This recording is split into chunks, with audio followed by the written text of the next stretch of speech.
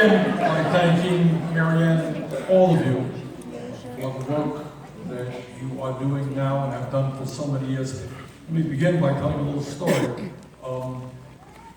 When we were thinking about running for president, we went around the country, we just try to do what people do. Is there support? Is there going to be the kind of energy that we need to run a serious campaign? And we were invited by Marianne to go to LA to speak to a Sister Giant event similar to this in LA. And the enthusiasm there was so great that it was certainly one of the factors that determined our running for president. So I want to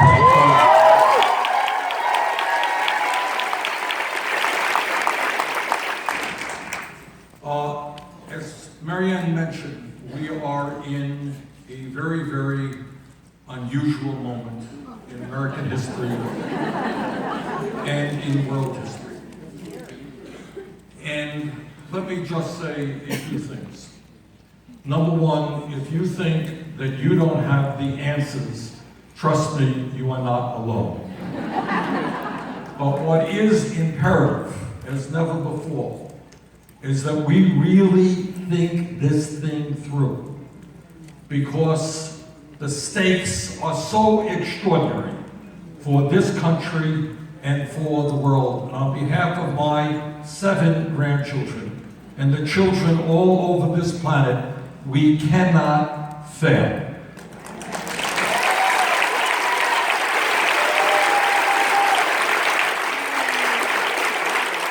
So the first point that I make is I know that some of your friends say, wow, this sucks. Whoa, I've kind of given it up and I'm going to go into, my own life and ignore what goes about, turn off the news, not read the papers, and kind of sink slowly into despair. And to those people who say this, what I say as loudly as I can, not only for your lives, but for the lives of future generations, despair is not an option.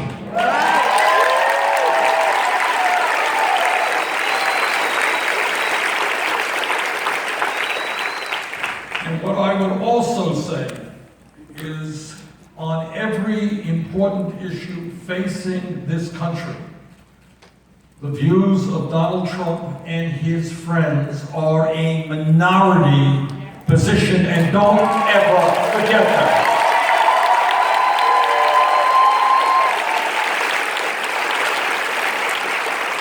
And if there is one thing that I learned in my campaign, and I learned many things, is that we have a generation today of young people who are extraordinary.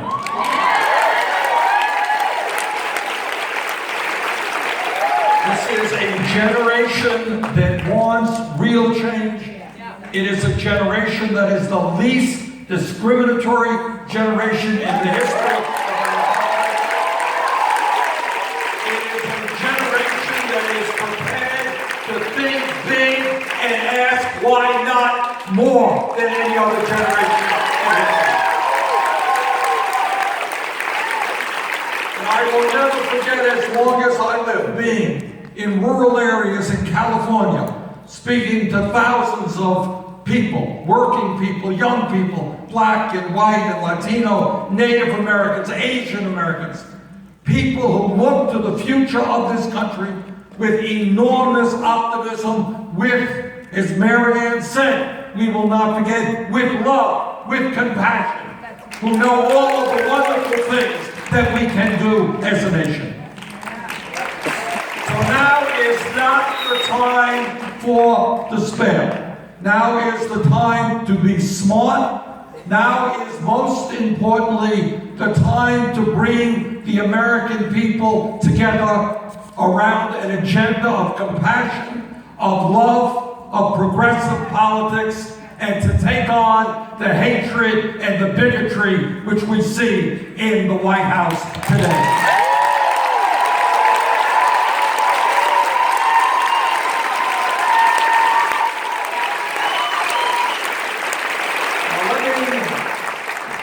suggest to you, and some will disagree with me, and that's okay too, but let me suggest to you that what happened on November 8th, Trump's victory, was not a victory for Trump or his ideology. It was a gross political failure of the Democratic Party.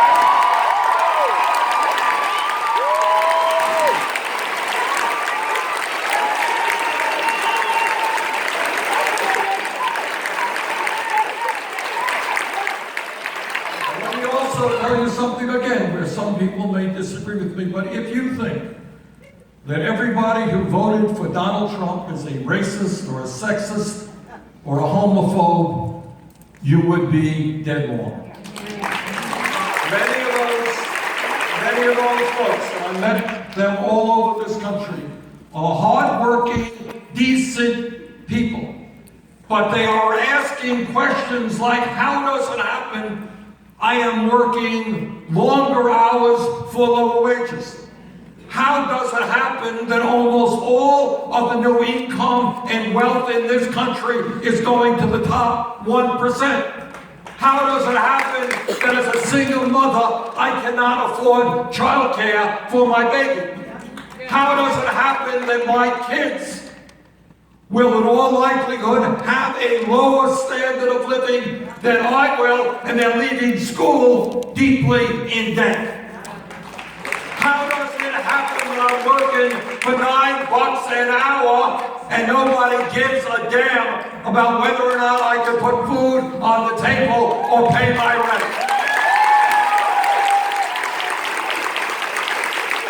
How does it happen that the crooks on Wall Street destroy the economy, yet kids who smoke marijuana get prosecuted?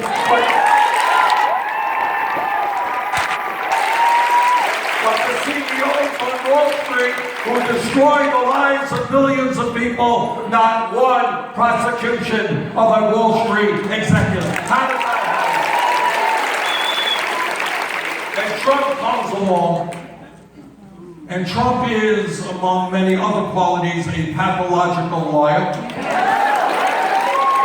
Somebody who frankly has no ideology at all. Tomorrow he may come out for a single-payer health care for all program. I don't know, he doesn't believe anything. It's just what sounds right at the moment. By the end of the day, he will change that point of view. But the point that I want to make about Trump and what he did, if you listen carefully to what he said, I, Donald Trump, I'm going to take on the establishment. Now, you and I know that that was a lie. You don't take on the establishment by appointing billionaire after billionaire to your cabinet. You don't take on the establishment by lying to the American people when during your campaign you said that you would not cut Social Security, Medicare, and Medicaid, but the day after the election, you forgot to send out the tweet that said you would keep that promise. And you appoint, just today, this is my committee that dealt with it, we appointed a gentleman to become head of the OMB, the budget director, who was on record over and over again is strongly in favor of cutting Social Security, Medicare, and Medicaid. All right, but this should not be a surprise to anybody in the room. But this is what I do want to say. There are people in this country who are hurting, and they are hurting terribly. And for years they looked to the Democratic Party, which one time was the party of working people, and they looked and they looked and they looked, and they got nothing in return. And out of desperation, they turned to Mr. Trump. So our job politically, Marietta said a lot. It is more than politics. It is spiritual. It is psychological. We've got to deal with those issues. I agree with her. Absolutely. This is a holistic problem that we've got to address. But politically, simply and straightforwardly, we have got to create a Democratic Party which stands with working people and the poor, not with Wall Street and the wealthy.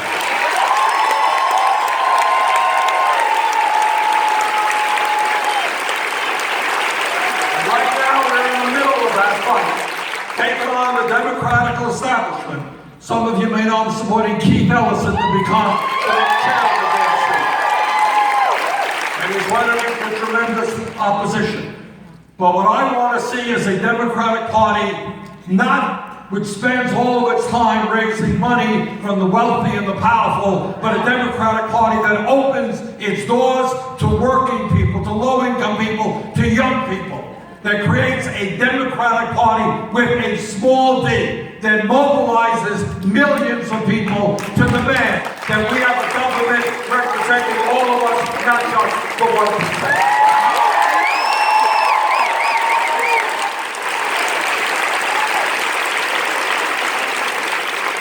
Before I get into some of the issues that I think we have got to fight for politically, let me talk about, again, holistic efforts and some of the progress that we have made. Marianne mentioned medicine, she's right. I used to be the chair of the Senate Committee on Veterans Affairs. And many of you will be surprised to know that in VA hospitals all over this country, in DOD, Department of Defense medical facilities, acupuncture is used, yoga is used, meditation is used.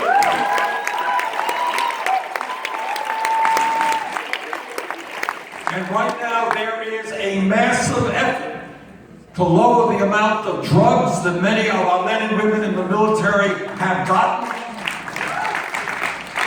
and to get them into programs which will ease pain without medication. That's what we're looking for.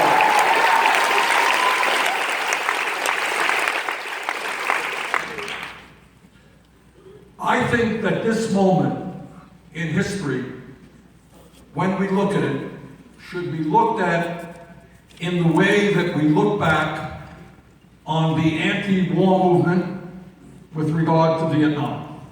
It should be looked upon as a moment similar to the civil rights movement, when blacks and whites came together and said, we will not accept racism and segregation in America. It should be looked upon as a moment similar to the growth of the women's movement, where women and their male allies said loudly and clearly, women will not be second-class citizens in the United States. It should be looked upon as a moment similar to the struggles of our brothers and sisters in the gay community, who said loudly and clearly that in America, people will have the right to love and marry whoever they want.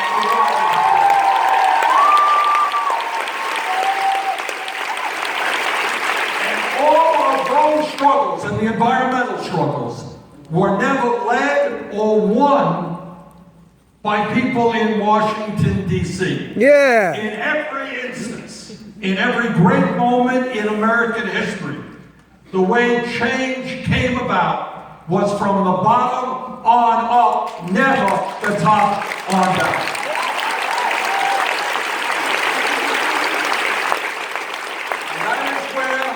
And that is where we are right now at this moment. And if there is a silver light in Trump's victory, it is now the opportunity, and we saw it several weeks ago, with that extraordinary, spontaneous Women's March here in Washington.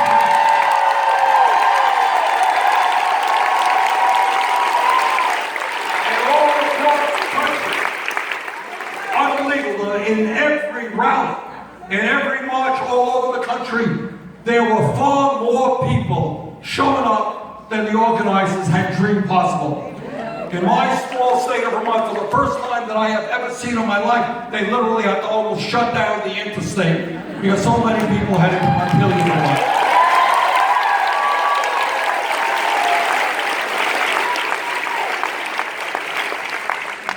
So what is the broad political program that we have got to undertake? First of all, it is energizing people all over this country to understand, if they didn't know it yesterday, they've got to know it today, that politics is vitally important, and you cannot look at politics as a spectator. You have got to be an activist.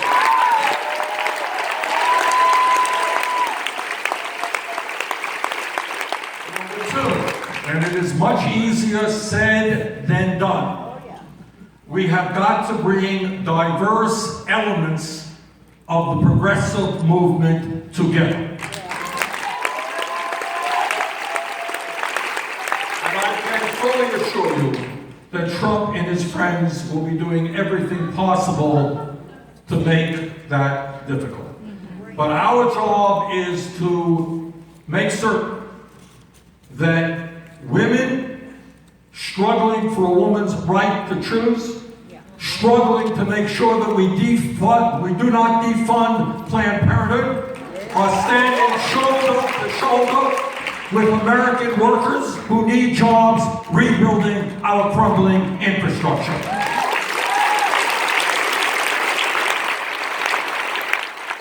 We need environmentalists who understand that if we are not bold and decisive in transforming our energy system away from fossil fuel to energy efficiency and sustainable energy, the future of this planet is in doubt. But we at the same time have got to stand with those coal miners and their families who may lose their jobs and make sure that we work to economically develop the areas in which they live. They cannot be touched.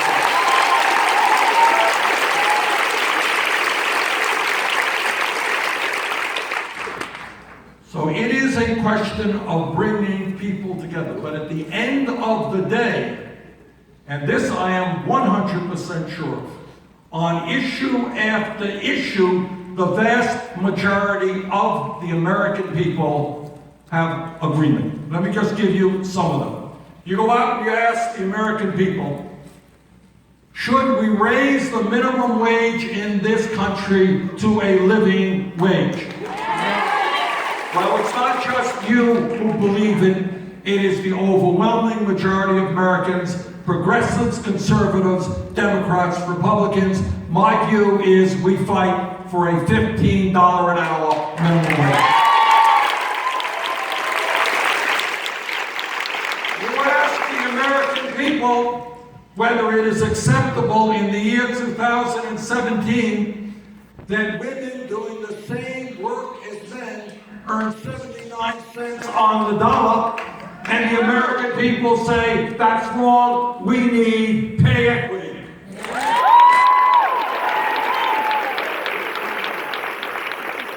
You ask the American people, not just progressives, whether it is appropriate that billionaires like Donald Trump not pay one nickel in federal taxes, and whether or not we should demand that the rich start paying their fair share of taxes. The American people say yes.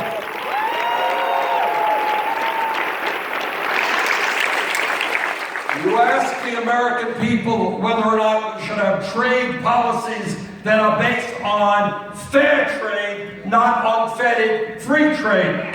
That corporations cannot with impunity just throw workers out on the street and exploit poor people all over the world. And the American people say, we need a new trade policy. You ask the American people whether they think a half a dozen Wall Street banks should have assets of enormous consequence, such that 2/3 of the credit cards issued in this country come from 6 financial institutions. And you know what the American people will tell you? Break them up. Yeah! Bring back legislation. You ask the American people whether it is acceptable in a highly competitive global economy that millions of our people are leaving school deeply in debt, and many others who are qualified cannot afford to get a college education, and the American people will tell you, let us make public colleges and universities tuition free.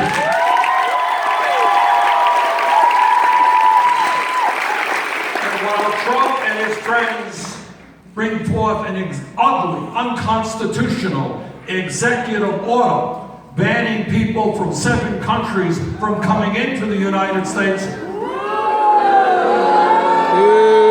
What the American people will tell you is that we need comprehensive immigration reform and a path toward citizenship.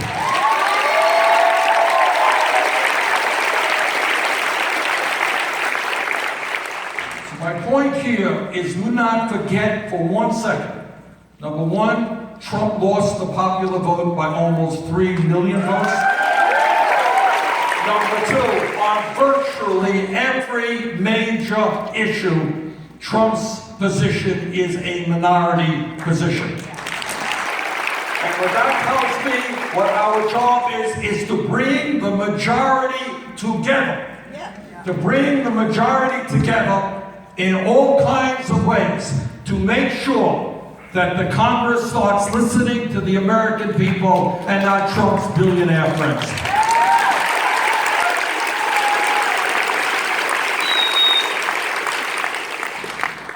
Let me just tell you a little bit about some of the places that I visited running for president. One of the great pleasures or honors was going to the 46 states all over this country. I will never forget visiting an area in West Virginia called McDowell County. In southern West Virginia. You know what's going on there? I'm going back there in a couple of weeks with MSNBC to do a town meeting. Because I think it is high time that the media started focusing on the lives of the American people, not just our political.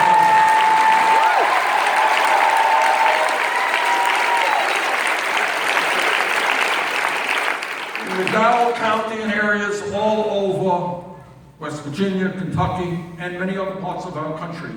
The despair is so great that we are seeing for the first time in the modern history of America, people living shorter lives than their parents. Life expectancy is actually going down because people are dying of drug addiction, of alcohol-related diseases, and of suicide. That is how significant and deep the despair is. Not just in West Virginia, but in many parts of this country. I was in the Pine Ridge, visited the Pine Ridge Native American Reservation, where the life expectancy there is equivalent to a poor third world country like Guatemala, where unemployment is rampant, youth suicide tragically high, and educational opportunities virtually non-existent. I was in New York City, visiting the high-rise projects there. $17 billion in needed maintenance. $17 billion for public housing in New York City. Elderly people living on the 12th floor can't get down because the elevator is broken and they're worried about gang violence. I was in Baltimore, Maryland, where there is a heroin epidemic and very few opportunities for people to get the treatment that they need. All over this country, there are people who are hurting. And our job is to communicate and talk to those people and stand up and fight with those people for a government that listens to them and not just people who want new taxes.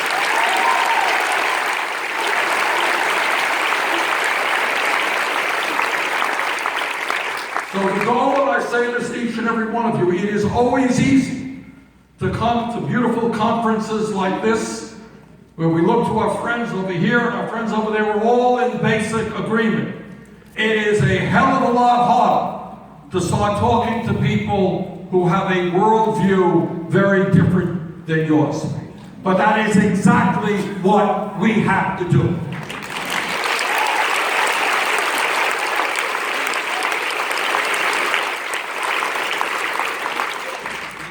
It is also imperative that we dig into politics right now in a way that we have never done before, and it is beginning beginning to happen.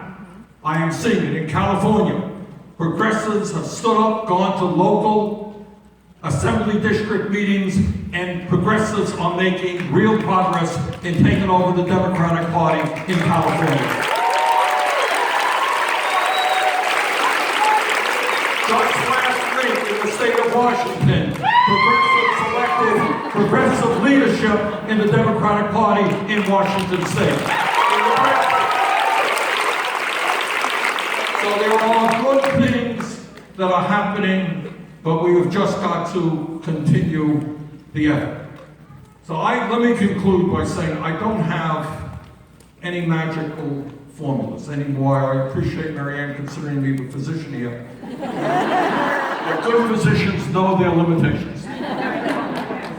But the ideas are going to come from you and from everybody else. But I leave with this very firm belief. Number one, all over this country, there are people who are profoundly disgusted and embarrassed by the actions and the words coming from the Trump administration.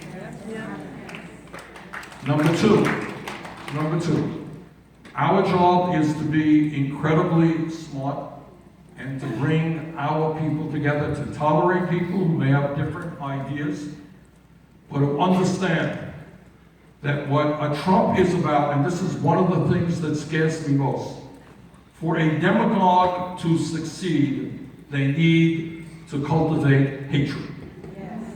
Now, the hatred may be against immigrants. We're all supposed to hate immigrants, or maybe it's other minorities, African Americans, Latinos, or whatever. But I also worry that that hatred will spill over to foreign affairs, and that we are maybe entering into a situation where a Trump needs a war, and a war to rally public support. So this is tough stuff. This is really tough stuff. But I end the way I began, optimistic about the future of this country. Because I know the decency of the American people, and I understand and believe that our job is to engage our brothers and sisters in the political process, to tell people who don't have confidence to run for office. Now you can tell them Bernie Sanders said that. I'm a member of the Senate. You should see some of the senators there, so. Your ability to run for office, turn on C-SPAN.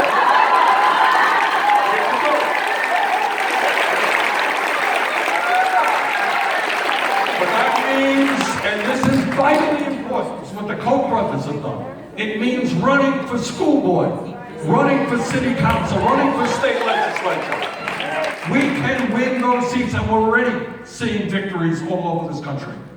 So the message is, do not despair. Keep your heads held high. The views that you hold are the views of a majority of the American people. And when we stand together, fight together, we are going to win this thing. Thank you all.